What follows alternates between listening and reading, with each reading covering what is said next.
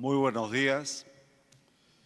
Con la venia del director de la Universidad de San Martín de Porres, filial norte, ingeniero Carlos Mechán, con la venia de los señores profesores y de los ilustres invitados que nos acompañan hoy día, vamos a agradecer la presencia de los 3 magistrados, miembros plenos del Jurado Nacional de Elecciones, quienes van a abordar un tema sumamente trascendental: el rol del Jurado Nacional de Elecciones en el proceso electoral 2026.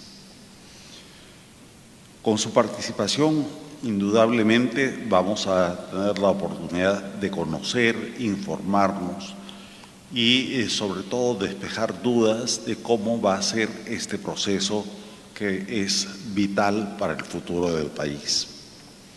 Para nosotros, reitero, es un honor que hayan tenido la voluntad, la decisión de desplazarse a la macrorregión norte, en este caso a Chiclayo, y esto se está haciendo dentro de un convenio que seguramente va a ser explicado por nuestro director de la filial. Esta es la sesión 127 de Cátedra Perú, de la cual me honro ser director ejecutivo y que es el foro permanente de la universidad.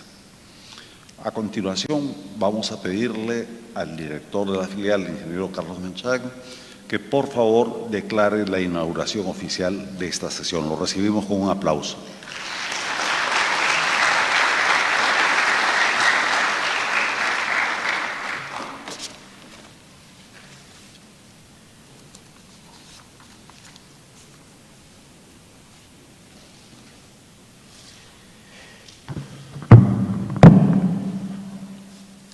Buenos días.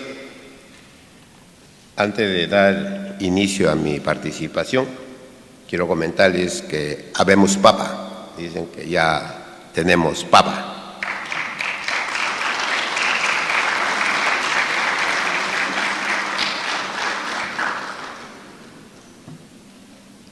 En representación de nuestro rector de la Universidad de San Martín de Porres, el doctor José Antonio Chang Escobedo, es muy grato darles la más cordial bienvenida a esta 127ª sesión de Cátedra Perú, convocada bajo el título El rol del Jurado Nacional de Elecciones en el proceso electoral 2026.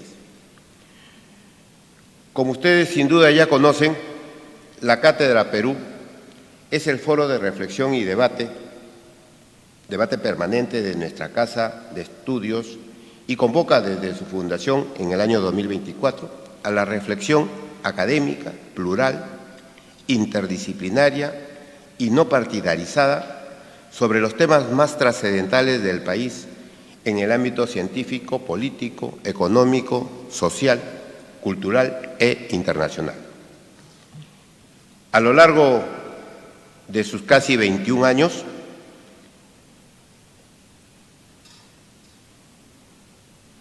la Cátedra Perú ha sido en numerosas oportunidades, ha sido realizada en nuestra sede de Chiclayo, en nuestra sede filial norte. En este mismo auditorio hemos abordado diversas materias que conciernen a Lambayeque, pero también conciernen al marco, a la macrorregión del norte.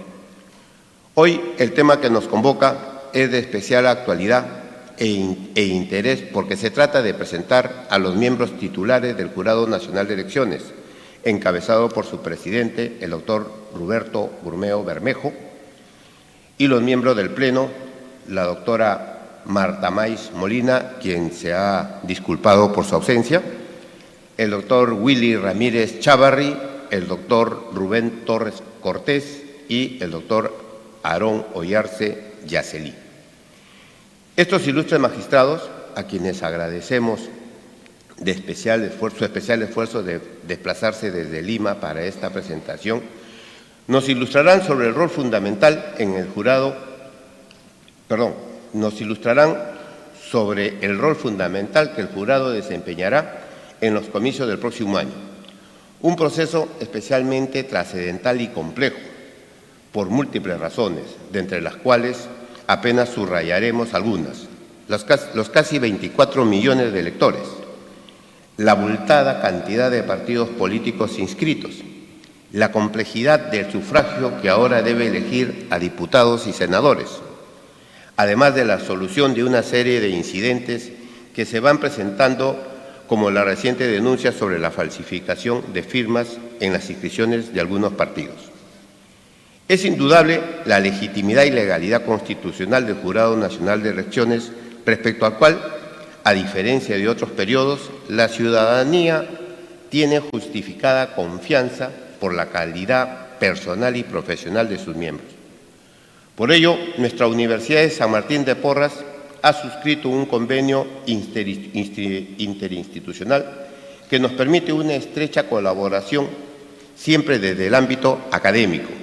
En ese marco, el mes de marzo último, la Cátedra Perú auspició un desayuno democrático que permitió al presidente Burneo y al miembro pleno Ramírez Chávarri hacer una presentación sobre el estatus laboral ante destacados miembros de la prensa limeña.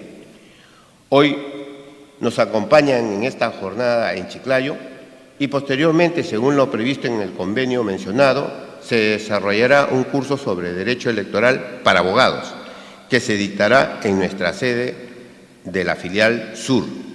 También está contemplado un curso sobre temas electorales y capacitación para periodistas. Además, tal como lo hemos hecho en comicios pasados, hemos ofrecido la posibilidad de que los alumnos de nuestra casa de estudios participen como voluntarios en la jornada de votación. Nuestra vocación como universidad es atender los temas de la nación a los que nos debemos. Por ello, el ánimo que alienta esta cooperación es acercar al Jurado Nacional, a las autoridades, a los medios de comunicación, a la comunidad universitaria y público en general. Con esto podrán atender y conocer de manera directa el tremendo reto de llevar a cabo las elecciones que determinarán quiénes serán los gobernantes del Perú en el periodo 2026-2031. Señalado esto, reiteramos el agradecimiento a nuestros ilustres visitantes, así como a todos ustedes que han tenido a bien congregarse para esta jornada académica. Por lo tanto, declaro entonces inaugurado la sesión 127 de la Cátedra Perú. Muchas gracias.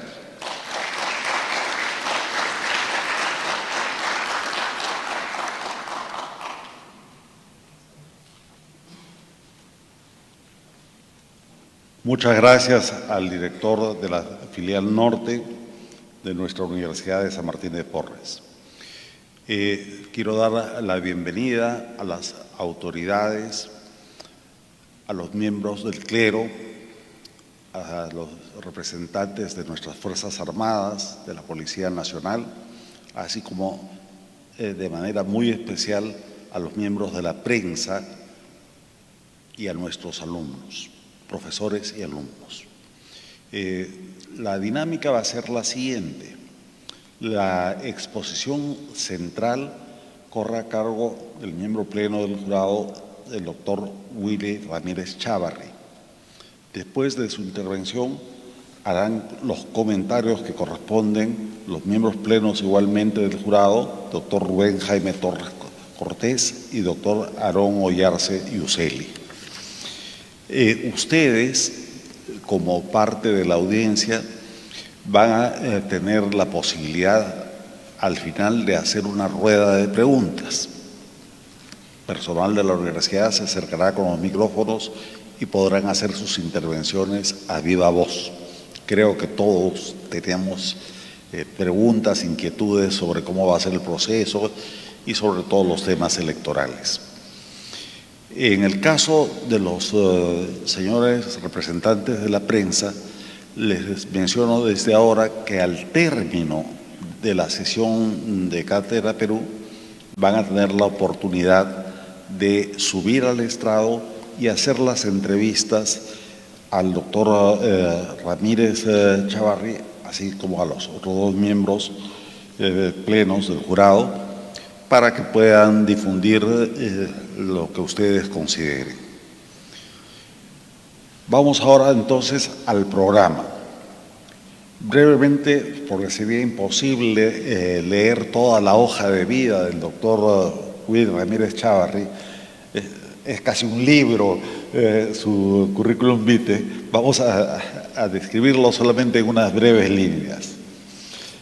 Don Willy Ramírez Chávarri es bachiller en Derecho y Ciencias Políticas y abogado por la Universidad de San Martín de Porres.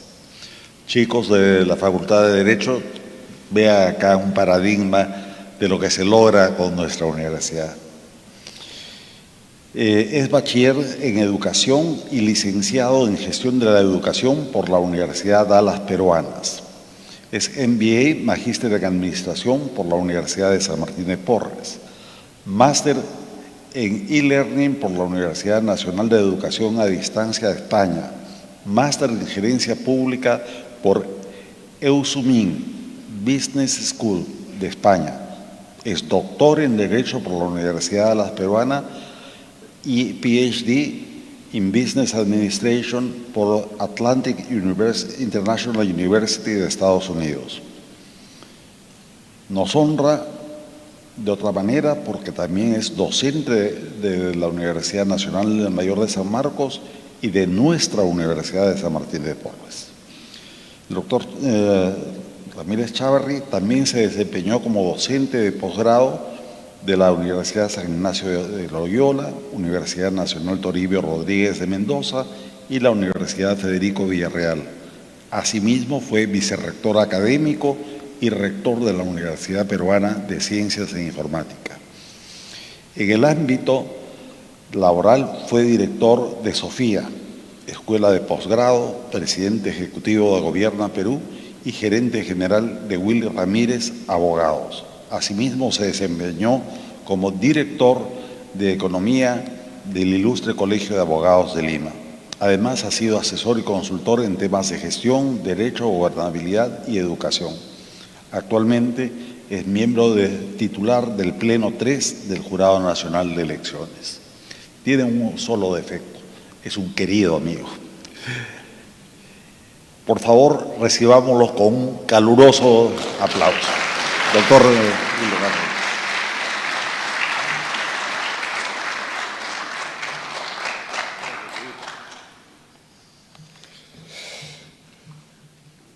Sube un poquito. Señor ingeniero Carlos Mechán Carmona, director ejecutivo de la filial norte de nuestra Universidad de San Martín de Porres. Señor doctor don Hugo Guerra Arteaga, director ejecutivo de Cátedra Perú de la Universidad de San Martín de Porres. Señor doctor don Rubén Torres Cortés, miembro del Pleno del Jurado Nacional de Elecciones. Doctor Aarón Oyarce Yuseli, miembro también del Pleno de nuestro Jurado Nacional de Elecciones. Y un especial saludo al doctor Enrique Rodas Ramírez, decano de nuestro ilustre Colegio de Abogados de Lambayeque, y al señor coronel, director de mi colegio, el Colegio Militar Elías Aguirre de esta ciudad de Chiclayo. Bien, el tema que vamos a ver el día de hoy es el rol del Jurado Nacional de Elecciones en las elecciones generales del 2026. Y bueno, esta es la lista de temas que vamos a ir viendo o vamos a ir abordando.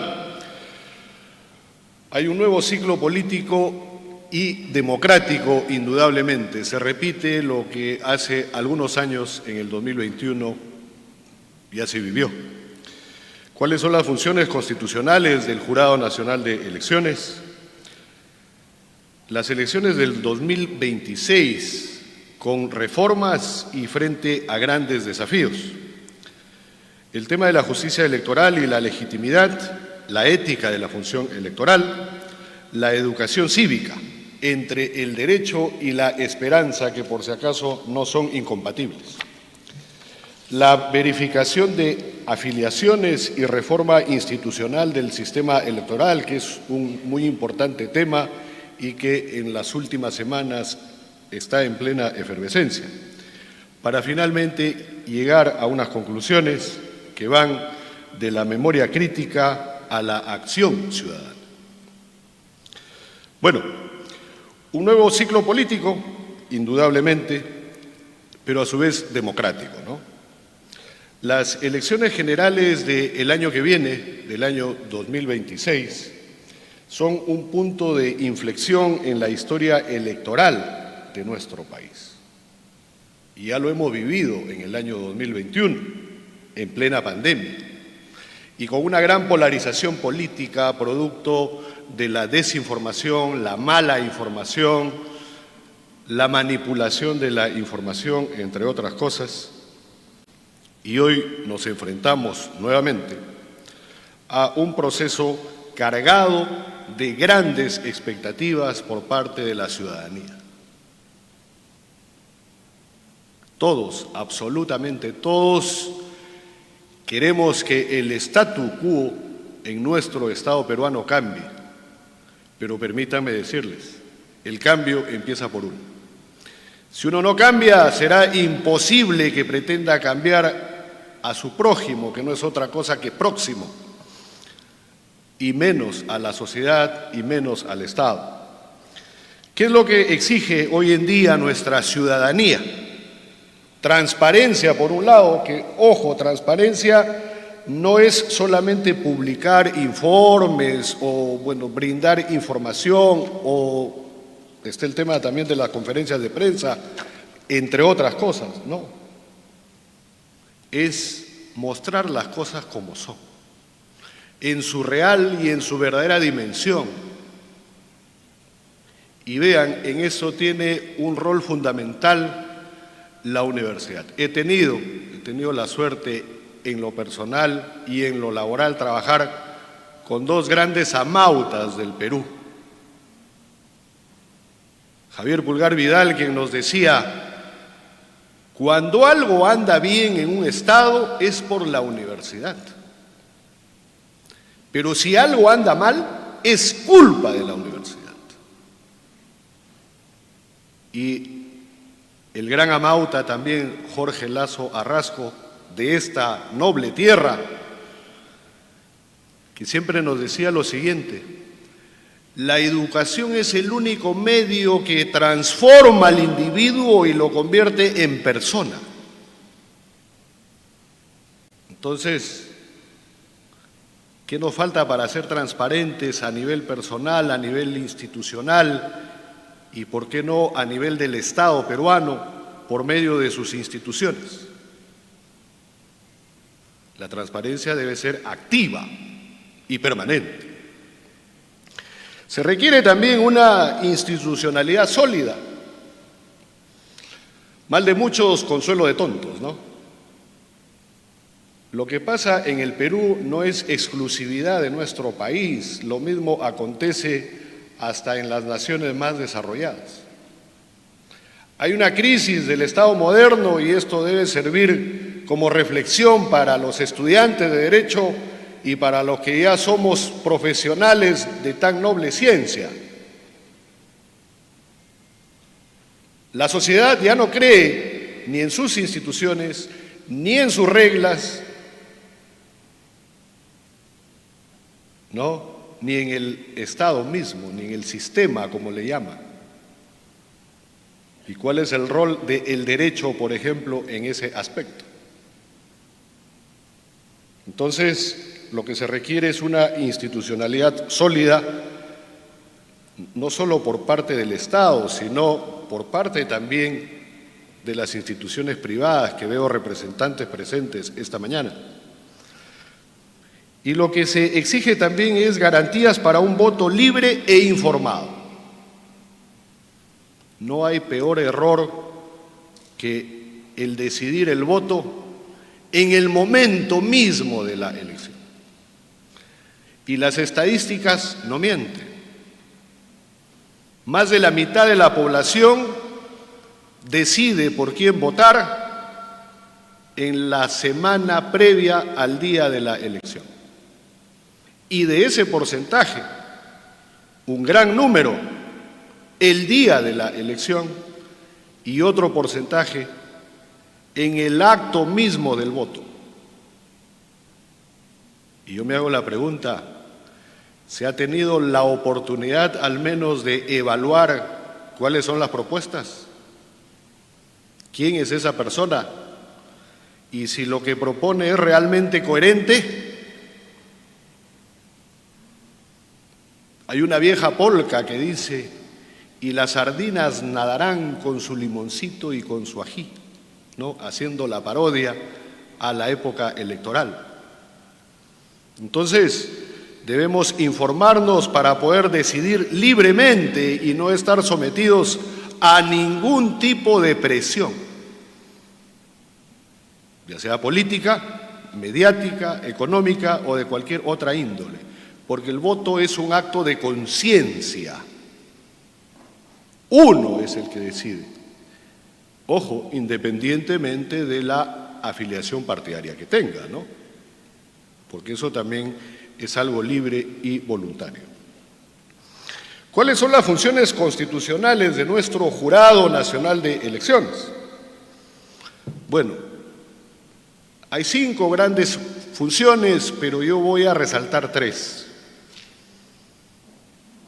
El Jurado Nacional de Elecciones es el garante del principio de soberanía popular. El pueblo es el soberano.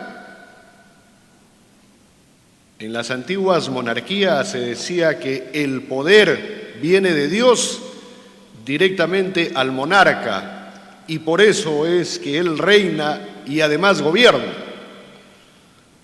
Eso, gracias a la Ilustración, cambió y se le quitó aquello y dijo, tú nos gobiernas y eres nuestro rey, porque nosotros así lo decidimos y porque nosotros así lo aceptamos o lo permitimos. El pueblo pasa a ser el soberano. Y en una república o en un régimen democrático, el pueblo como soberano es el que decide su futuro por medio del sufragio, que también es un derecho y una libertad fundamental en un sistema democrático. Se critica tanto a la democracia, pero no hay mejor forma de organizarnos como Estado y esto está comprobado y demostrado. Entonces, ¿cuáles son las funciones principales que esta mañana voy a resaltar? Resolver en última instancia los recursos en materia electoral. Les recuerdo que la justicia electoral es exclusiva y excluyente y reposa en lo que la Carta del 33 llamaba el poder electoral y la Carta del 79 de cierta manera desempodera, pero lo consagra a su vez como un órgano autónomo constitucional, que es el que resuelve en última y definitiva instancia. Y la Carta del 93, que es la que tenemos vigente, establece que ahora hay un sistema electoral conformado por 3 instituciones, pero que el ente rector es el jurado y es el que administra justicia electoral, reitero, de manera exclusiva y excluyente. No hay otra entidad, no hay otra institución en el Estado peruano que administre justicia electoral. Es el Jurado Nacional de Elecciones. Supervisar el cumplimiento de las normas electorales. Y acá permítanme aclarar o recordarles algo. El jurado no emite las normas, el jurado no dicta leyes, el jurado las cumple y las hace cumplir. Dura lex, sed lex, ¿no? El viejo adagio latino. La ley es dura, pero es la ley. Y nos guste o no, tenemos que cumplirla. En algunos momentos Me ha preocupado a título personal escuchar a legisladores, a congresistas decir que por qué el Jurado Nacional de Elecciones cumple la ley. Así, sin el menor rubor. ¿Por qué el jurado cumple con la ley? Congresistas de la República. Entonces, de lo que nos encargamos es de supervisar el cumplimiento de las normas electorales, con mayor razón aún en un proceso electoral, que es la etapa de transición entre un gobierno y otro, entre un Congreso y otro, y promover la educación electoral y la formación cívica. Y eso es lo que precisamente estamos haciendo. Y es palpable en esta mañana y en este lugar. Eso es lo que venimos haciendo. Y tenemos convenios con casi todas las universidades del Perú, públicas y privadas, con los colegios profesionales, con casi todos los colegios de abogados. Creo que el de Lambayeque todavía no tiene y creo que es motivo para ello, con casi todos los colegios de abogados del Perú, con el Colegio de Periodistas del Perú, y estamos en esta noble, en esta gallarda tarea de promover la cultura electoral. Esa es una de las principales funciones del Jurado Nacional de Elecciones. Elecciones 2026, ¿qué es lo que se viene? Grandes reformas, pero a su vez grandes desafíos, ¿no? Hay un nuevo diseño bicameral. Nuestra carta ha sido enmendada, modificada, reformada. En cuanto al Congreso, ahora el Congreso es bicameral, va a haber un Senado, ojo, el nombre correcto no es Cámara de Senadores, es Senado esta vez, y una Cámara de Diputados. El Senado estará conformado por 60 senadores, 30 van a ser elegidos por los 26 distritos electorales que son las regiones, y por el tema demográfico le corresponde 4 a Lima Metropolitana, ahí están los 30. Y los otros 30 van a ser elegidos por distrito único nacional. Entonces vean cómo se van complicando las cosas, ¿no? Porque para elegir vamos a tener que marcar en la primera columna la fórmula presidencial. No es plancha presidencial, no sé de dónde apareció aquel término. La terminología correcta es fórmula presidencial. Un presidente y 2 vicepresidentes. En el camino se puede caer un vicepresidente y la fórmula continúa. Así está establecido en la ley orgánica de elecciones. Pero no se pueden caer los dos vicepresidentes. No se puede caer el presidente, porque ya no corre esa fórmula. Y recuerden cómo fue en el 2016, que también una candidata compitió con un solo vicepresidente, pero ahí sí nadie dijo nada. Bien, la fórmula presidencial, presidente y sus vicepresidentes, senador nacional, senador regional, diputado y representante al Parlamento andino. Y si a eso lo multiplicamos por los 43 partidos que hasta el momento tenemos inscritos, que no es culpa del jurado por si acaso, en el 2019 se modificó la ley de partidos políticos o ley de organizaciones políticas, y en cuanto a la cantidad de firmas que se debían presentar, que hasta ese momento era el 3% del padrón, alrededor de 750.000 firmas, a propuesta del Ejecutivo, que era de 10.000, se redujo al 0,1% del padrón. De casi 25 millones de electores, ¿cuánto es el 0,1%? Casi 25.000 firmas. Yo no sé qué capacidad tiene nuestro estadio Elías Aguirre, pero yo estoy seguro que está por ahí, por los 25.000 o 30.000. O sea, con una llenada de estadio Elías Aguirre ya tenemos un partido. Recuerden entonces quién era presidente en el año 2019 y quién era presidente del Congreso hasta el 27 de julio de ese año, porque la ley quedó aprobada y recién se promulga en el mes de agosto, año 2019. Pero estamos entonces ante un nuevo diseño que es el bicameral. Vamos a retornar al bicameralismo.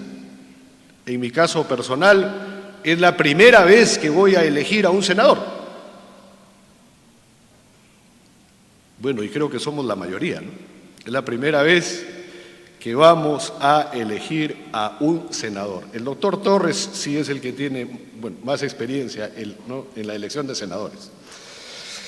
Entonces, estos cambios nos plantean retos, grandes retos, normativos por un lado, pedagógicos por otro lado y operativos por otro lado. Las normas se han tenido que adecuar a todos estos cambios. Se tiene que hacer una gran labor pedagógica como la que estamos haciendo precisamente, y a nivel operativo esto ya le corresponde a la Oficina Nacional de Procesos Electorales, que ese es su rol central. Pero frente a este gran reto hay algunas amenazas adicionales que es bueno mencionar. La desinformación.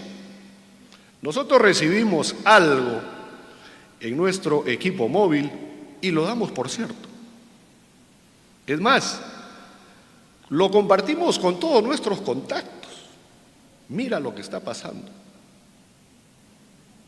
Este es un HP o es un CPP que, bueno, que los jóvenes saben muy bien a qué se refiere, ¿no? Y eso trasciende, ¿no? Y hasta se viraliza, ese es el nuevo término que se ha acuñado ahora en el entorno digital. Eso es desinformación. Pero algo que nos debe preocupar también es el uso malicioso de la inteligencia artificial. Hemos estado reunidos como pleno y como sistema electoral hace un mes, unos días más quizás, con representantes de Meta, que es el que maneja, controla Facebook, WhatsApp, Instagram, Threads, entre otros. Con representantes de TikTok y con representantes de X, que antes era Twitter. Ellos mismos están preocupados con lo que pueda pasar en este proceso del año 2026, por el mal uso de la inteligencia artificial, en donde una persona puede resultar diciendo algo que no dijo, porque se puede generar imagen, se puede generar video, se puede generar audio, se puede clonar la voz, entre otras cosas. Y lo que tampoco debemos permitir es el discurso de odio en redes sociales, y esto es lo que lamentablemente cunde y se propaga muy fácilmente. A eso nos estamos enfrentando. En cuanto a la justicia electoral y la legitimidad, la función jurisdiccional que cumple el Jurado Nacional de Elecciones garantiza la validez de los resultados electorales. Pero no hay peor ciego que el que no quiere ver, ni peor sordo que el que no quiere escuchar, y eso está hasta en las Sagradas Escrituras. Sendas comisiones investigadoras donde no se ha podido probar ni comprobar el supuesto fraude del año 2021. He tenido la oportunidad de conversar con congresistas integrantes de esa comisión y decirle, ¿y ahora? no hubo fraude, pero yo sigo pensando y estoy convencido que hubo fraude. No hay peor ciego que el que no quiere ver, ni peor sordo que el que no quiere escuchar.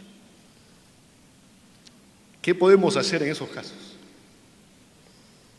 Entonces, en los tiempos de desconfianza ciudadana, el Jurado Nacional de Elecciones debe ejercer su rol constitucional, además, con transparencia, con independencia y con comunicación efectiva. Las decisiones que se tomen deben ser públicas y deben ser, además, aleccionadoras. Independencia, el jurado no puede ni debe estar sometido a ninguno de los poderes del Estado ni a ningún otro tipo de poder, porque solo de esa manera podrá administrar justicia. Y una comunicación efectiva. Mis amigos comunicadores siempre me repiten algo: no basta con hacer las cosas bien, hay que hacerlas saber.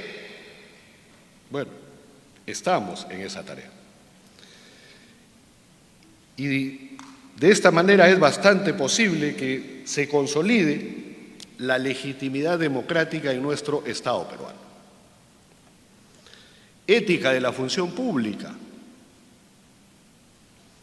La labor de nuestro jurado se debe regir por principios fundamentales, que aunque suene trillado, es algo que sí se tiene que dar. Imparcialidad.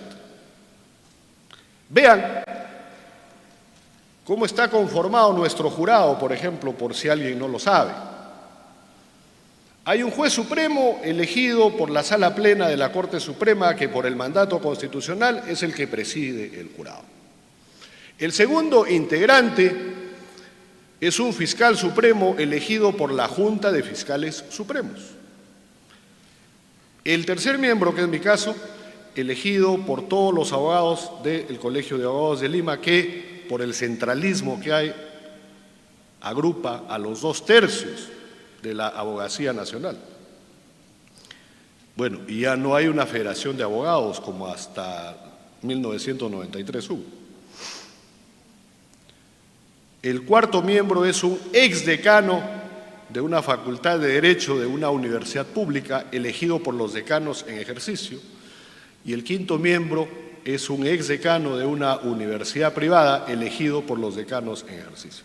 Vean la composición heterogénea que tiene, y cada uno llega en un momento distinto. Entonces, de esta manera está garantizada la renovación del Pleno. Debemos ser transparentes, acabo de mencionarlo, y debemos actuar también con responsabilidad institucional. Cuando uno comete un error, es muestra de hidalguía el reconocerlo y el pedir las disculpas del caso. Pero cuando no se comete ese error, es bueno también mencionarlo, porque muchas veces se confunde a la población o a la ciudadanía. Entonces, nuestro jurado está llamado a ser un ejemplo de vocación republicana y de compromiso con el interés general. El interés general debe primar por encima del interés partidario o el interés particular. La educación cívica, entre el derecho y la esperanza, lo que les decía, ¿no? Falta mayor difusión de los temas en materia electoral. Ese es un mea culpa, por ejemplo. Entonces, la educación electoral debe profundizarse y debe articularse además con el sistema educativo formal, desde la educación básica, ni hablar de la educación superior universitaria. Pero ustedes, estudiantes de Derecho, verifiquen cuántas y cuáles son las facultades o escuelas de Derecho que dentro de su currícula tienen una materia electoral. Y se van a sorprender. Porque un ciudadano ilustrado puede comprender cuáles son las reglas del juego democrático y puede participar también activamente en la vida pública de su nación y de su Estado, ¿no? Entonces, educar es sembrar esperanza en la democracia. Educación. Respecto a este tema bastante delicado y a su vez complejo, que es el tema de la verificación de afiliaciones y reforma institucional del sistema electoral. En el debate público reciente han surgido cuestionamientos al Jurado Nacional de Elecciones por afiliaciones indebidas a partidos en proceso de inscripción. Esto no es ninguna novedad. Estamos acostumbrados a que se nos culpe de todo. Hace bastante calor y no está encendida la ventilación. Eso es culpa del Jurado Nacional de Elecciones, por si acaso. No avanza Chiclayo, sigue tal como está. Culpa del Jurado Nacional de Elecciones. Entre otras desgracias. Pero no es así. Y se tiene que decir las cosas como son. ¿Qué es lo que dice el marco legal vigente? Que la verificación de firmas le corresponde al RENIEC, no al jurado. Pero tampoco podemos dar la espalda o hacernos los desentendidos, porque somos parte de un sistema, que es el sistema electoral, conformado por el Jurado Nacional de Elecciones, la Oficina Nacional de Procesos Electorales y el Registro Nacional de Identificación y Estado Civil. Tenemos que asumir nuestra responsabilidad. Y esta confusión es lo que pone de manifiesto una falta de comprensión institucional por parte de la ciudadanía. Hasta 1993 el jurado electoral era una sola institución que se encargaba de absolutamente todo, hasta de la función que hoy cumple OMPE y cumple RENIEC. Pero con la Carta del 93 esto cambia, porque lo que se prioriza es el tema de la especialidad. Cada órgano autónomo constitucional tiene un rol o una tarea central. ¿Quién maneja la base de datos de todos nosotros? El RENIEC. Desde el momento en que uno nace ya cuenta con número de DNI y hasta después que fallece. Entonces, RENIEC, OMPE y el jurado integran o integramos el sistema electoral peruano y debemos actuar en articulación como lo estamos haciendo para fortalecer la confianza pública. ¿Y qué estamos haciendo? Se acaba de presentar el proyecto de ley ante el Congreso de la República. Para fortalecer la transparencia y la fiscalización, hemos aprobado como pleno, porque tenemos iniciativa legislativa, un proyecto de ley con medidas clave. La suspensión de la inscripción de los partidos por afiliaciones fraudulentas. Eso, con el marco legal actual, no se puede. Y no me tiembla la voz al decir que es así. No se puede. ¿Qué es lo que se necesita? Una ley que nos faculte a hacerlo. La nulidad del procedimiento en caso de falsedad. Y la responsabilidad penal para los representantes legales. A finales del año pasado se modificó la ley y vean, hay algunas cosas que solo suceden en el Perú. Cualquier persona jurídica puede ser pasible de una acción penal, ¿no? Y el año pasado se dio una norma que dice, excepto los partidos políticos. Excepto los partidos políticos, a finales del año pasado. ¿Cómo sancionarlos ahora? Bueno, entonces vamos a ir contra los representantes legales, ¿no? Ya se ingresó esta mañana el proyecto al Congreso de la República. Alguien me dirá, no se pueden cambiar las reglas de juego cuando el partido ya empezó. Hay un principio de intangibilidad electoral que está en el artículo 4 de la Ley Orgánica de Elecciones y en el artículo 13 en Romanos del nuevo título preliminar de esa ley. Lo que le estamos pidiendo al Congreso es que de forma excepcional y por única vez se aplique, habiendo ya sido convocado el proceso de elecciones del 2026. Esto no puede ni debe quedar impune. Entonces, estas reformas buscan proteger la legitimidad del sistema de partidos y defender la voluntad popular ante abusos institucionales. No se le puede sacar la vuelta a la regla, no se le puede sacar la vuelta a la norma. No podemos permitir que se burlen de los ciudadanos.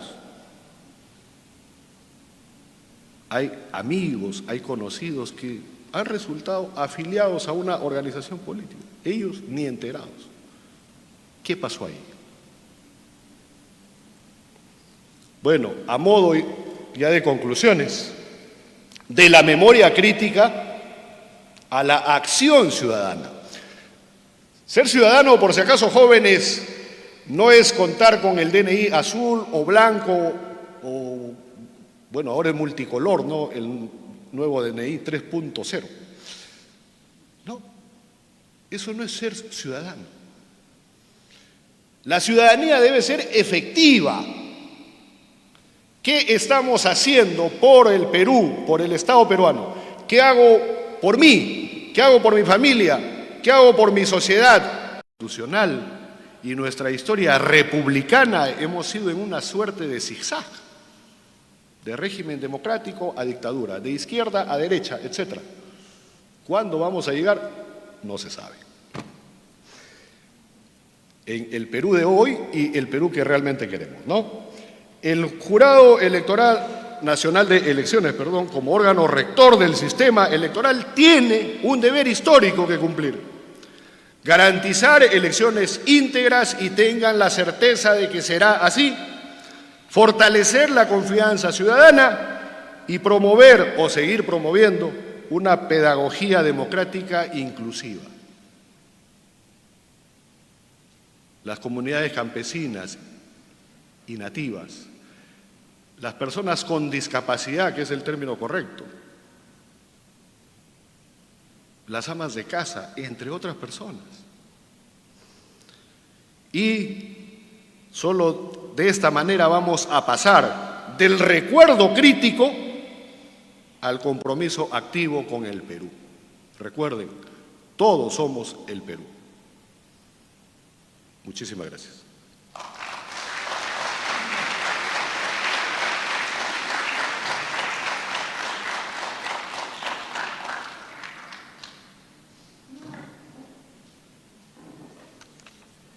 Muchas gracias, doctor Willy Ramírez Chávarri.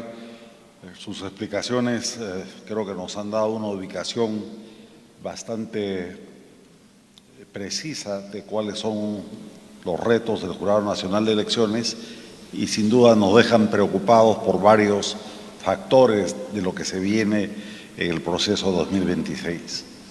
Precisamente para complementar la presentación, es el turno de la intervención del doctor Rubén Jaime Torres Cortés.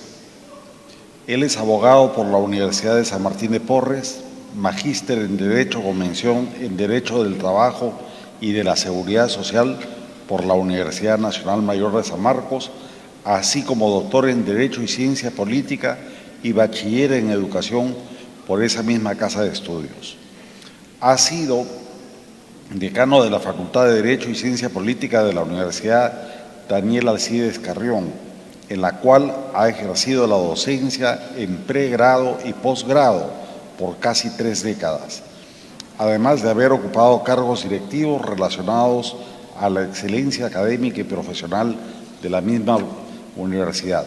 En el ámbito laboral, el doctor Torres Cortés cuenta con amplia experiencia como funcionario público, pues se ha desempeñado como asesor de asuntos legales y sociales del Ministerio de Energía y Minas, asesor legal del Comité de Defensa de los Derechos Humanos de Pasco, director regional de Transportes y Comunicaciones de la región Pasco y presidente del directorio de la Sociedad de Beneficencia Pública de Cerro de Pasco.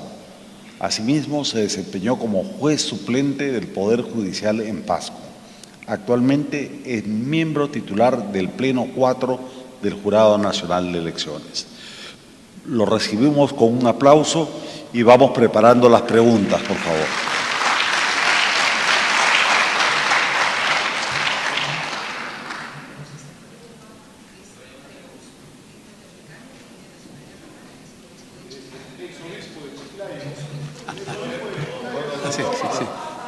Me alcanza la licenciada Celinda Acosta. El nuevo Papa es el ex arzobispo de Chiclayo, Monseñor, ahora su santidad Prevost. Tiene DNI peruano y se debe a esta tierra sagrada de Chiclayo. Bendiciones. ¡Bravo! ¡Bravo!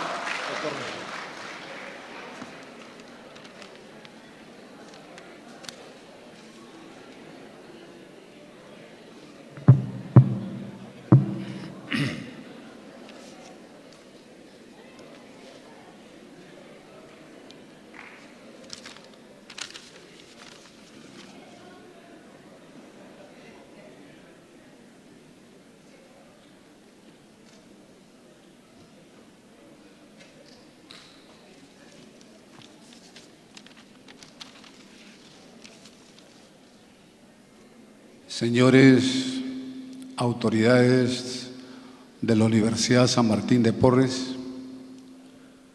colegas, miembros del Jurado Nacional de Elecciones, público presente. Yo quiero hacer un comentario más que nada de reflexión en el sentido siguiente de lo expuesto por la brillante exposición del colega Willy Ramírez. Yo rescato lo siguiente. Él mencionó a manera de síntesis, efectivamente, hay una crisis del Estado peruano.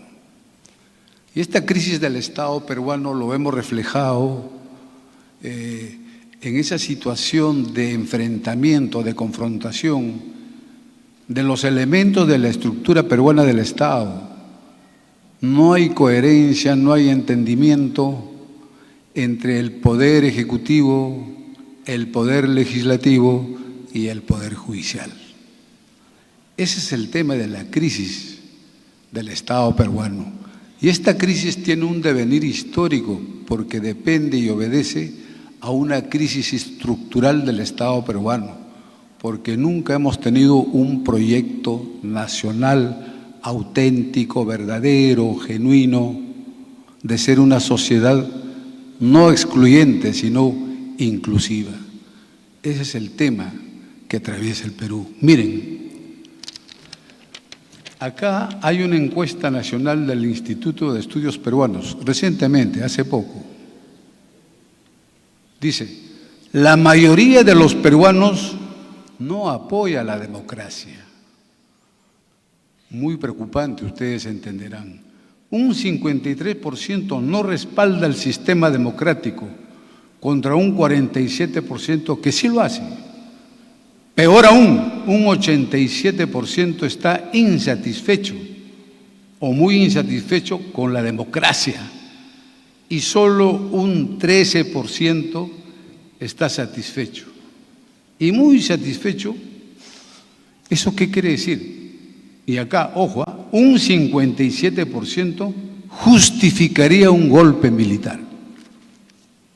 Miren, estas cifras indican preocupación, pero eso es la verdad, lo que existe, esa es la coyuntura actual en la que estamos viviendo. Un 53% no respalda el sistema democrático. Y eso es lo que decía Willy, por eso que no existe pues el compromiso de ciudadanía. No existe esa conciencia cívica de lo que es ustedes y nosotros de respetar el Estado constitucional de derecho. No se cree ya.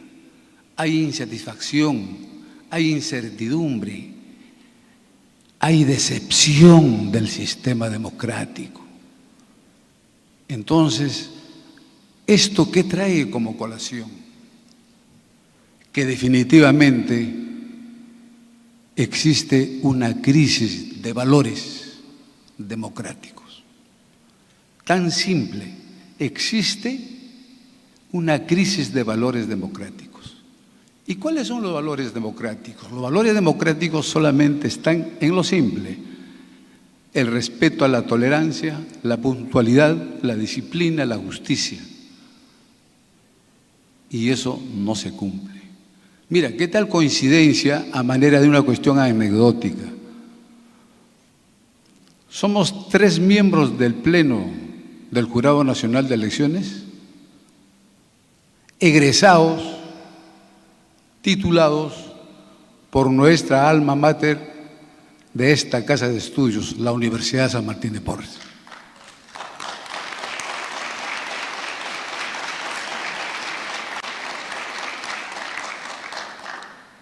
¿Qué quiere decir? Dentro de la regla del desencanto de no cultivar los valores democráticos, creemos que los 3 sí hemos cultivado en algo, y por eso que estamos acá frente a ustedes, porque creemos en una auténtica y verdadera democracia, en una sociedad más inclusiva, no excluyente.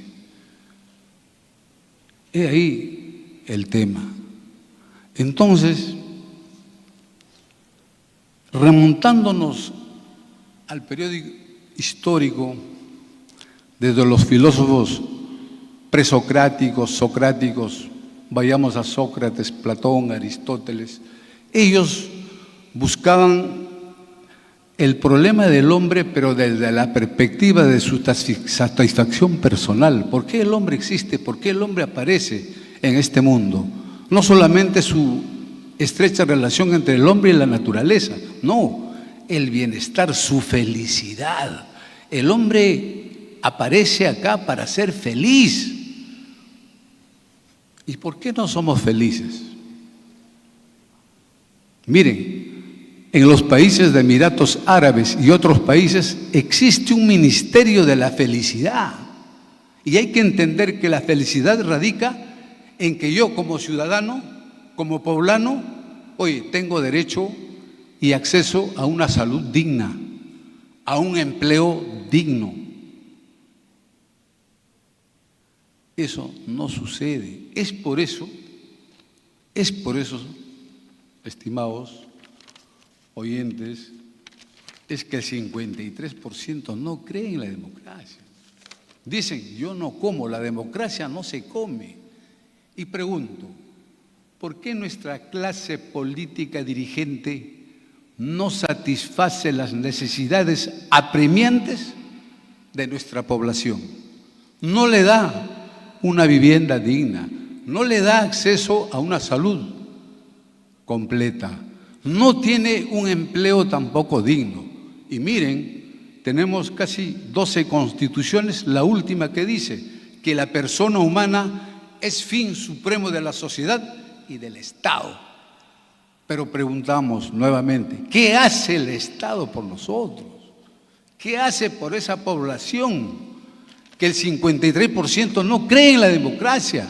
Y hay que entender que la democracia es la mejor forma de gobierno, no obstante sus dificultades, no obstante que se dice que esta democracia es endeble, frágil. Miren, recuerdo a las clases de un gran ilustre maestro sanmartiniano en nuestra Facultad de Derecho de aquellos años. Paz Pareja Soldán decía en su obra El Derecho Constitucional Peruano: ¿por qué la crisis de la democracia? ¿Por qué el Perú hace y deshace constituciones? ¿Por qué?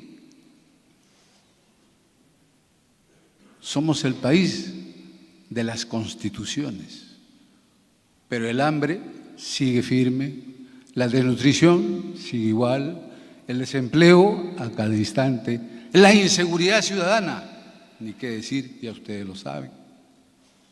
los hechos delicados en cuanto a seguridad, que lo vemos a cada rato y genera de repente un estupor, una cólera. Y parte de esa gente que se ve insatisfecha está pues en ese 53% de peruanos que no creen en la democracia. Y el tema de fondo, ¿qué hacer para que se cree en la democracia? Cultivar los valores democráticos. Hacer ver a nuestra ciudadanía que sí, la democracia, no obstante es imperfecta, no obstante que tenga sus dificultades, sí es la mejor forma de gobierno. Exigirle a nuestra clase dirigente que cumplan sus ofrecimientos electorales, que no haya esta incertidumbre, este caos, esta preocupación, este malestar por la cual engrosan muchos que no creen en la democracia. Sí, señores, hay que decirle, la democracia es firme, es sólida, es la mejor forma de gobierno para lograr el desarrollo histórico, el desarrollo en cuanto a la economía, en cuanto al buen bienestar del ciudadano, que tiene sed de hambre, sed de justicia, sed de trabajo, sed de seguridad, sed de buen empleo, sed de una buena educación. Eso es lo que necesitan. Es por eso, miren, yo tengo acá una información muy interesante para los jóvenes que están acá. En estas elecciones que se avecinan, hay 27.474 millones de electores, de los cuales 2,5 millones son jóvenes peruanos, 1.157.000 extranjeros, 13.932.000 adultos y 4.934 adultos mayores. Me dirijo a los jóvenes. Crean en la democracia. Cultiven los valores democráticos como mejor forma de gobierno. Y estoy seguro que de acá a algunos años, al igual que nosotros que somos egresados, miren, de esta alma mater que es la Universidad San Martín de Porres, que lleva el nombre de un patrón que juntaba a todos, buscaba la paz social, el bien común, y ahora tenemos un Papa. Qué bien para los que creemos y tenemos fe de saciar esa sed de justicia, esa sed de hambre, esa sed de desempleo. Apostemos por eso. Y yo quiero concluir este comentario final con lo siguiente. Nosotros, como miembros del Jurado Nacional de Elecciones, nos obedecemos a una ley orgánica. ¿Y saben qué dice esta ley orgánica? El fin supremo del Jurado Nacional de Elecciones es velar por el respeto y cumplimiento de la voluntad popular, reflejado en su voto. Reitero, velar por el cumplimiento y respeto de la voluntad popular reflejado en el voto. Sea de centro, izquierda, derecha, no interesa. Solamente pedirlos y exigirlos que cumplan sus programas políticos, que no solamente sean el cumplimiento de una formalidad para una inscripción en el registro de organizaciones políticas. No, que cumplan lo que ofrecen. Por eso a veces nosotros renegamos y decimos, sí, pues, criticamos, pero a veces nos merecemos las autoridades que nosotros mismos elegimos. Ese es el tema de simple.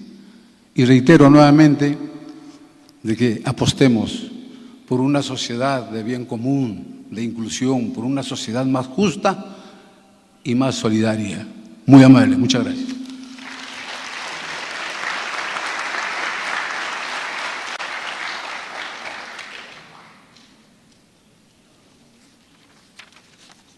Muchas gracias al doctor Rubén Jaime Torres Cortés. El porcentaje de gente que no cree en la democracia es muy alto. Ustedes en particular, chicos, ustedes de la Facultad de Derecho son la reserva moral y política que tenemos. Ojalá que cumplan bien su misión democrática ahora en el 2026.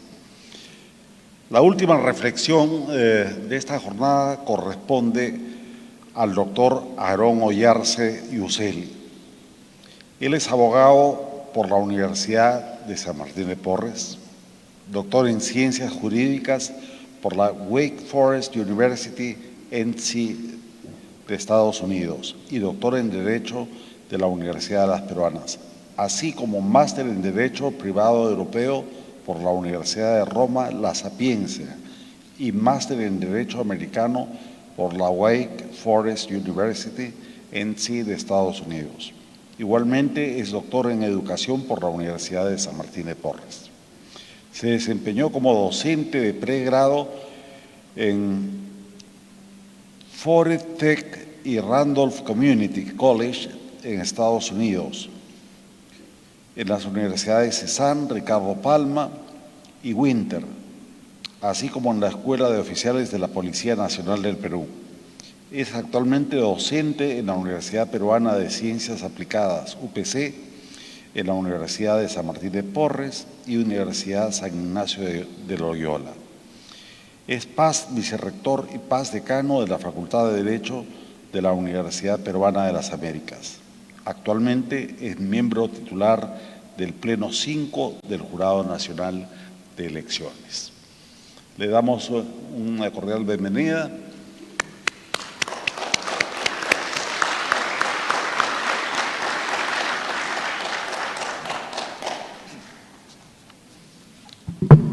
Buenas tardes, agradecido con el doctor Mechán, la doctora Celinda, nuestro rector Chan y el vicerrector Bau por la invitación. Primera vez que estoy acá en esta universidad, o en la filial, ¿no? Porque trabajo en la San Martín 25 años, soy docente, he ocupado todos los cargos, creo, excepto el de decano en la San Martín. Felicito a todos ustedes por estar aquí presentes en una sesión importante donde están 3 de los 5 miembros del Jurado Nacional de Elección. El derecho al sufragio es un derecho que se obtiene alrededor de 2000 años atrás. Roma nace en 751 a.C. y en cuanto a la división de las personas por su estatus social, existían 2 tipos de personas, patricios y plebeyos. Los plebeyos no tenían derecho al sufragio, solamente los patricios. Los patricios tenían derecho al trabajo en el Estado, el ius honorum, era gratuito, tenían el ius suffragii, podían escoger quiénes podían ser sus autoridades, tenían derecho a la propiedad, tenían derecho a conocer la norma. Los plebeyos no tenían ninguno de esos derechos. Los romanos conquistaron esos derechos a través de luchas sociales pacíficas en sí. Quiere decir que es un derecho que lo hemos conseguido a lo largo de los años. La mujer vota recién a partir de 1950. Miren cuán duro ha sido para determinadas personas. Los indígenas también van por allí. O sea que el derecho al voto es un derecho, si bien se luchó desde antes, pero es un derecho moderno para algunas mayorías o minorías, como lo quieran ver. Inclusive ahora se está luchando para que se implemente el voto electrónico, el voto de las personas privadas de su libertad para cumplir con todos los estándares del derecho internacional. Y en eso está trabajando el Jurado Nacional de Elecciones. Somos 5 miembros que conocemos en apelación, solamente en apelación, los casos que lleguen a nosotros, ¿sí? Vemos vacancias, suspensiones de autoridades elegidas por voto popular, alcaldes, gobernadores y otorgamos las credenciales desde el presidente hasta la última autoridad elegida por voto popular. Por nuestra composición, esa heterocomposición de los 5 miembros, yo vengo de las privadas, justo yo estoy ahí por ser de la San Martín de Porres, la independencia está garantizada, por nuestra trayectoria, ¿no? tan disímil, que lo único que hacemos es cumplir la ley y la Constitución. Felicito que estén estudiando y aquellos que están en el colegio también. Yo a su edad ya me proyectaba y pensaba que iba a ser a los 45 años. Y siempre pensé, mientras estudiaba Derecho, a los 45 años voy a postular a la Corte Suprema, a la Fiscalía, al Ministerio Público, a ser fiscal supremo, en fin. Iba viendo todos los cargos altos para poder ir formándome y ir especializándome desde adolescente, ¿no? Desde primer año, segundo año. Entonces, la única forma que yo conozco de salir adelante, de progresar, es estudiando. Así que aprovechen, señores, están en una gran universidad, pónganle todo el empeño y todo el compromiso de sus docentes, de sus egresados, y cuando seamos llamados estaremos aquí para hablar con ustedes. Muchas gracias, señores. Felicitaciones.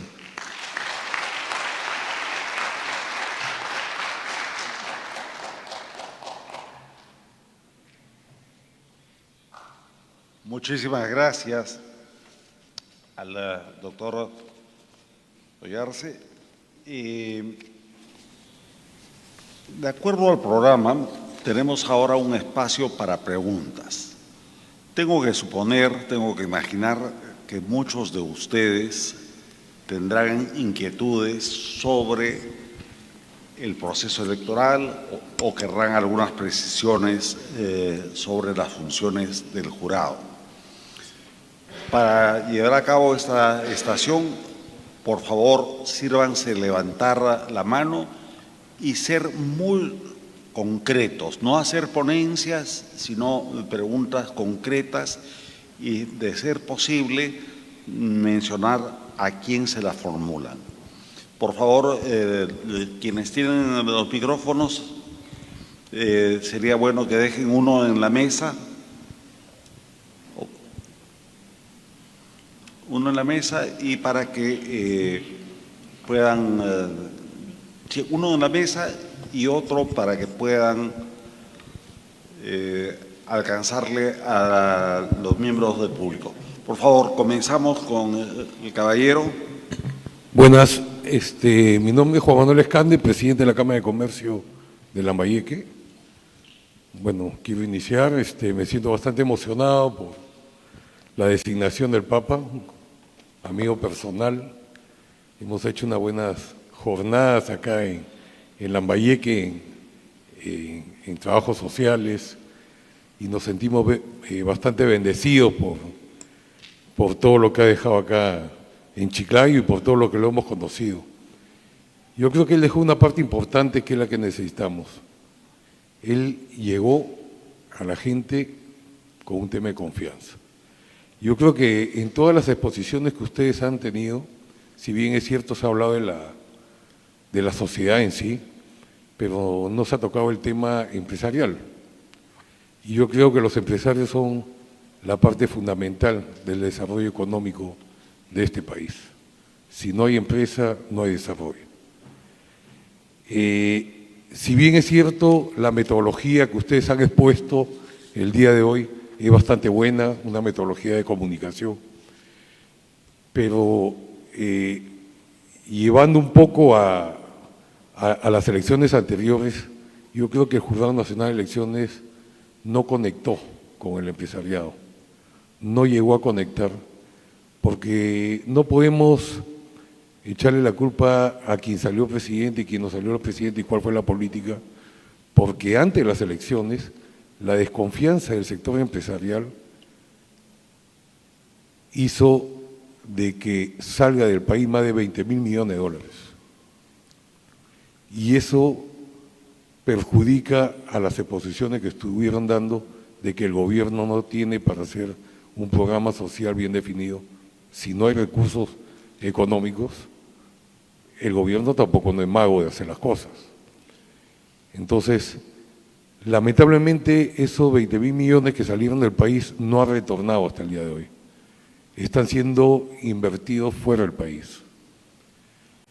Y vuelvo a repetir, el Jurado Nacional de Elecciones no conectó con el empresariado.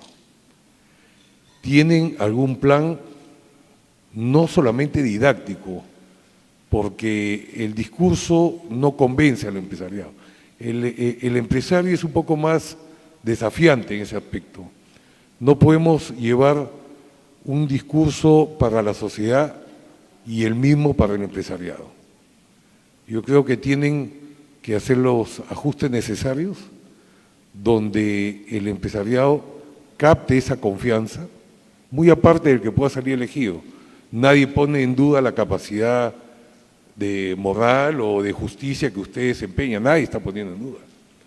Pero sí es importante la confianza que le puedan dar al sector empresarial. No lo hubo en las elecciones anteriores y espero que no sea el mismo discurso para la sociedad que para el empresariado, donde tiene que sentir la confianza de que el candidato que salga elegido sea realmente la voluntad del pueblo, para que las inversiones se queden acá y este país crezca económicamente. Recuerden que el empresariado es el motor económico de este país. Gracias. Gracias. Doctor Ramírez Chávarri, probablemente usted. Hola. Sí, ahí hay que hacer un mea culpa. Si bien yo estoy desde el mes de marzo del año 2022, no estuve en el proceso de las elecciones del 2021, pero sí tuve la oportunidad de conversar con el entonces presidente y sugerirle mayor apertura ante todos, a los empresarios, a los medios, a las fuerzas políticas, etcétera. Pero hay estilos de dirección y hay estilos de liderazgo, ¿no? Bien, lo que sí les garantizo es que no va a ser lo mismo que el 2021, ¿ok? Y lo que debemos empezar a hacer es desmontar ese muro que hay entre lo público y lo privado, porque ese es el principal problema. Y hay una desconfianza mutua de unos a otros, eso también es otro problema. Hay hasta normas especiales como las famosas alianzas público-privadas, etcétera, pero que no resultan siendo efectivas. Y les voy a contar un caso puntual. Yo soy de un pequeño pueblito que es el distrito de Bolívar, en la provincia de San Miguel, en el departamento de Cajamarca, que está en la cuenca del río Saña, a 90 kilómetros de acá. Bien, pero políticamente pertenecemos a Cajamarca. Hace unos 15 años tuve la oportunidad de recién conocer la capital de mi provincia, San Miguel de Payaques, así se llama.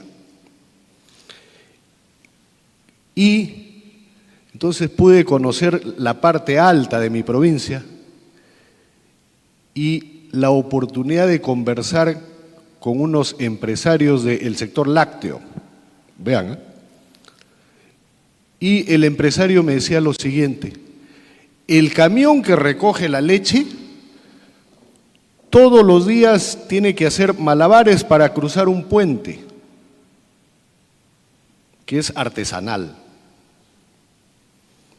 Yo le he propuesto al alcalde, por medio de mi empresa, construir ese puente como debe ser, y la respuesta del alcalde ha sido la siguiente: dame la plata que yo lo hago. Vean, Entonces, algo no está bien, pues. Algo no anda bien. Si hay una norma que falta en el Perú, es una que diga cúmplase todas las anteriores.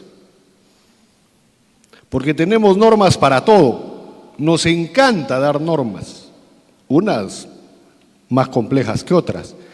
Pero el principal problema, como muy bien se expresa, es la falta de comunicación. o estrategias comunicacionales. Y yo sí sigo ese consejo que mis amigos comunicadores me dan. No basta con hacer las cosas bien, hay que hacerlas saber. Y en ese sentido ya el jurado ha tenido una reunión con los líderes empresariales de Lima para ver de qué manera caminamos juntos en esta tarea de devolver o de reforzar la confianza ciudadana en el sistema electoral. Porque nosotros no somos más que árbitros, por si acaso. Nosotros no damos las reglas, las da el Congreso, que vendría a ser la FIFA, futbolísticamente hablando, ¿no? Entonces ya estamos en ese sentido y la sugerencia que nos llevamos es que eso también sea descentralizado. Porque créanme, como buen provinciano que soy, sostengo también que Lima no es el Perú. Bien, eso es lo que le puedo responder. Gracias.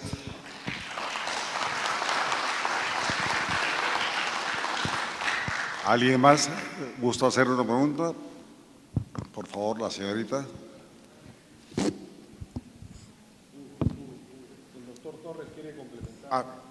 Doctor Torres, por favor. Si me y luego permite, la señorita. Sí, por favor, si me permite, a la inquietud respecto del empresario. Y quiero manifestarle lo siguiente. Nosotros, como Jurado Nacional de Elecciones, somos parte de un sistema electoral que está compuesto Jurado Nacional, OMPE, la Oficina de Procesos Electorales, que desarrolla el proceso electoral, y la RENIEC en cuanto a identificación. Y nuestra ley orgánica, la ley número 26486, es bien claro, dice, ¿cuáles son las funciones del Jurado Nacional? Administrar justicia electoral en última instancia. Es decir, cuando hay un conflicto electoral, nosotros resolvemos esos conflictos. Ahora, la pregunta, la inquietud suya y del empresariado sería a la clase dirigente política que siempre participan y van a participar en elecciones. A ellos, al empresariado, el Estado debe de dotarle de instrumentos legales siguientes. Lo principal, para generar empleo se requiere la inversión empresarial, sea nacional o extranjero. Pero este empresario, para poder invertir un capital, requiere estabilidad jurídica, incentivos y lo más importante, seguridad. Seguridad. Y eso no se está dando. Ese es el tema de fondo. Entonces, corremos traslado al Estado que dote de seguridad y al empresariado, de todas maneras, un aliado para el desarrollo económico, social, cultural del Perú, es generar inversión para disminuir la pobreza. Todavía seguimos siendo un país muy pobre, en pleno siglo XXI y más de 200 años de república. Eso sería el complemento que quería hacer. Gracias. Hay dos preguntas, la señorita que había pedido antes y luego el caballero. A ver. Buenas tardes, soy Luami Valle. Mi pregunta es dirigida hacia el doctor Ollarse. Usted mencionó que el JNE estaba buscando que las personas restringidas de su libertad puedan acceder al derecho al sufragio. Mi pregunta debido a la situación de inseguridad que está sufriendo el país, ¿no cree el JNE que permitir el acceso al voto a los presos puede ser una puerta abierta para que el crimen organizado influya directamente en los resultados electorales? Muchas gracias. Muchas gracias, señorita. Sí, es para las personas privadas de su libertad sin sentencia condenatoria firme, ¿no? Entonces, para todo aquel que no ha sido sentenciado en última instancia, eso. Y son estándares internacionales que el Perú debe de cumplir, ¿no? Entonces, son obligaciones que tenemos a nivel internacional. Claro, existen muchas cosas que como magistrados nosotros podemos tener determinadas tendencias ideológicas, pero al momento de resolver nos olvidamos de todas esas tendencias y tenemos que resolver de acuerdo a ley, ¿no? Guste o no nos guste. Igual, al declarar al vencedor en una elección, lo hacemos sin importar quién ganó, ¿no? Nuestra obligación es que se respete el voto popular. Esa es nuestra obligación. Claro. ¿Sí? Que todo voto valga. Gracias. Gracias. Por favor. Buenos días. Mi nombre es Enrique Roa Ramírez, actual decano del Colegio de Abogados y docente de esta Casa de Estudios. Posiblemente esta pregunta tenga algún contenido político, si se pueden ir si quieren.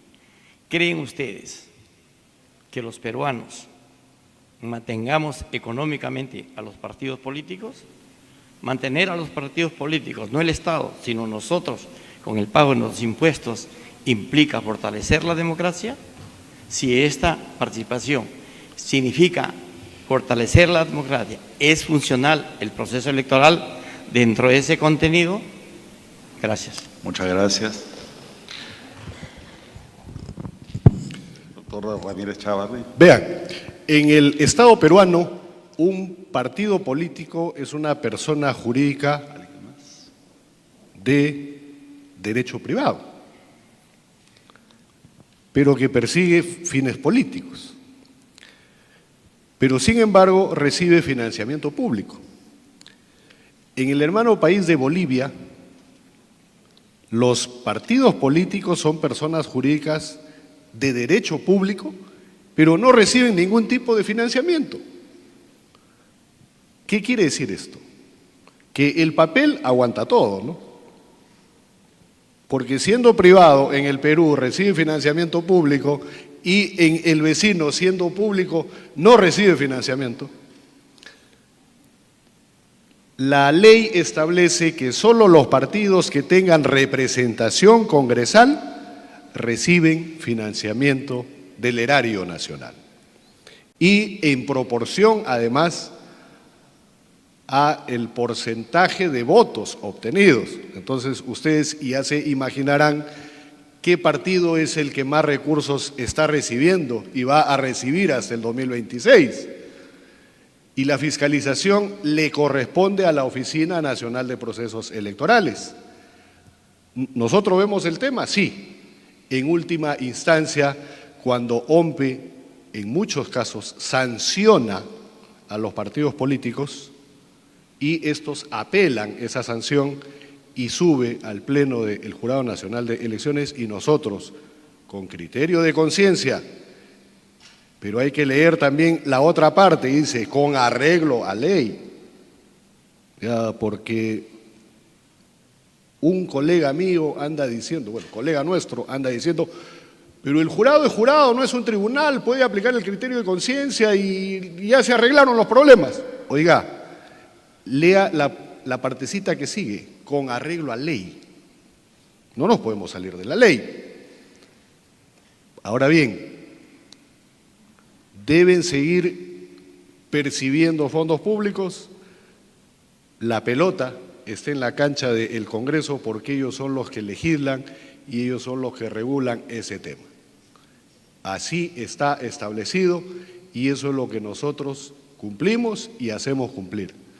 Pero es bueno mencionar también que el Congreso, este Congreso, ha estado aprobando sendas condonaciones de deudas, de multas, etcétera, etcétera. Entonces, bueno, ellos mismos se borran la multa que tienen. Bueno, y esto ya es un comentario político y no voy a ir más allá. Muchas gracias. Bueno, no sé si Rubén o Aarón.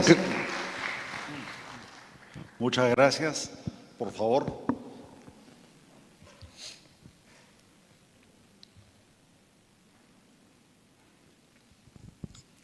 Primero, felicitar a los organizadores y a todos los representantes de nuestro jurado electoral y a todos los asistentes. Mi intervención es precisa.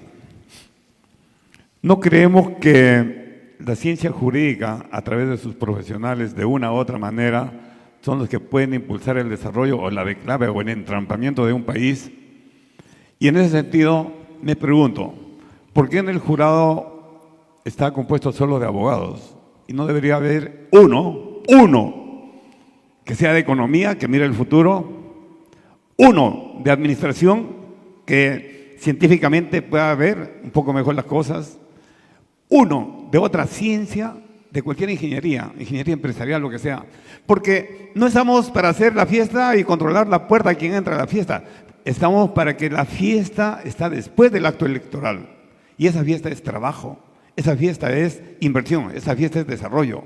Pero para que haya eso, digamos, nuestros entes que supervisan y velan todo ello, deben razonar no solo jurídicamente, yo sé que su formación es amplia, pero debe haber alguien que defienda los principios de lo que es y significa el desarrollo. Por favor, gracias. Gracias. Muchas gracias, muy buena su pregunta.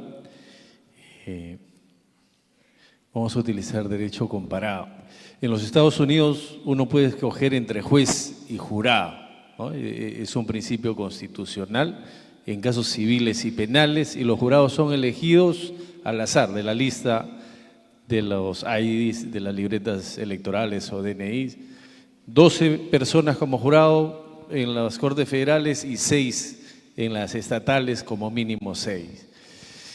De cualquier carrera, ¿no? De cualquier carrera, inclusive sin haber estudiado, porque lo que se aplica es lógica, en primera instancia, ¿no? En primera instancia solamente se ven hechos y la aplicación del derecho. Siempre está el juez ahí para guiarlos, pero ellos son los que fallan finalmente. En primera instancia, donde solamente se ven hechos. ¿Por qué en el Perú está compuesto solamente por abogados? De repente porque el nombre, primero, no debió ser jurado, sino Corte Suprema Electoral. En los países cambia la denominación. Claro, parecería que somos un jurado si tenemos la denominación anglosajona, debiera estar compuesto, sí, por personas de cualquier otra carrera, inclusive abogados o no. Entonces, al ser una Corte Suprema Electoral, es una Corte jurisdiccional, es una Corte de Derecho, y es una máxima instancia que no ve hechos, no ve casos en primera instancia, lo vemos en apelación, en última instancia. En las elecciones se crean jurados electorales especiales. Entonces, ellos van a ser nuestra primera instancia para resolver y nosotros en última instancia. Si pudiésemos tomar otro modelo, pero creo que ningún país, la Corte Suprema Electoral, en algunos países más bien la Corte Suprema recoge la justicia electoral. En Latinoamérica se ha separado para garantizar esa justicia. Pero sí esté seguro que nosotros utilizamos la razón, la equidad y el derecho, ¿sí? Claro. No podemos extralimitarnos porque el prevaricato está ahí y son delitos de función. Y creo que eso es lo que nadie quiere incurrir en algún delito, ¿no? Pero muy bien, gracias. Muy bien, muchas gracias. Sí. Si me permite brevemente complementar simplemente lo siguiente. ¿Por qué solamente abogados?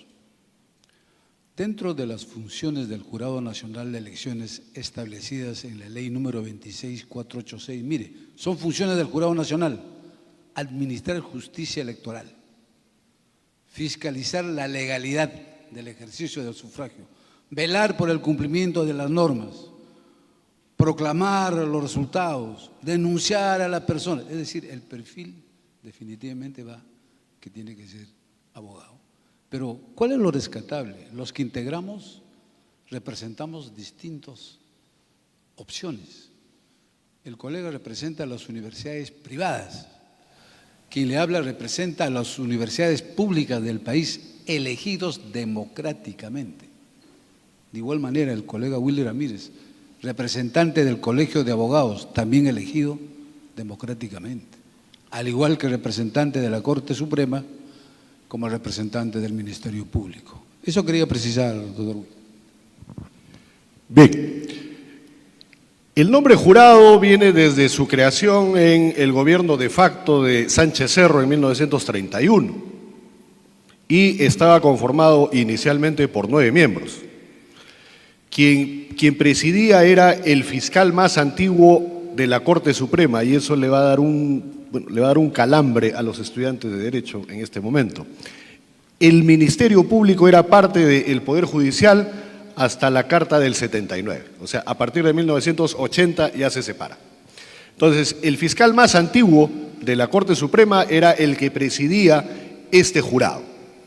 Y luego habían delegados, 4 por los jurados electorales departamentales, ya en bloques, norte, centro, sur y oriente. Y los otros 4 eran de las universidades. La Universidad de Lima, que así se le llamaba a la Universidad de San Marcos, a las universidades se les llamaba por la ciudad en la que estaban asentadas. La Universidad de Trujillo, hoy la Universidad Nacional de Trujillo, la Universidad de Arequipa, hoy Universidad Nacional de San Agustín de Arequipa, y la Universidad del Cusco, hoy Universidad Nacional San Antonio Abad. Habían 4 delegados de las universidades, 4 delegados de los jurados departamentales, pero sorprendentemente solo se pudieron instalar 7, porque el delegado del Oriente no pudo llegar por el tema de las vías de comunicación, las vías de acceso, estamos hablando 1931, y el delegado de San Marcos fue elegido para una representación del Estado en los Estados Unidos. Entonces, si bien eran 9, en la práctica se instalaron 7, y los delegados de las universidades no necesariamente eran abogados. Y esto ha ido cambiando en el tiempo y con el tiempo, y hasta la Carta del 79 habían 2 ciudadanos que conformaban el Jurado Nacional de Elecciones. Entonces, 5 abogados y 2 no abogados. Pero eso cambia con la actual Carta, donde se quedan solo 5 y los 5 abogados, y se nos exige, por si acaso, los mismos requisitos que para ser magistrado supremo. Entonces, así está la Constitución, así está nuestra ley orgánica, y lo único que hacemos es cumplirla.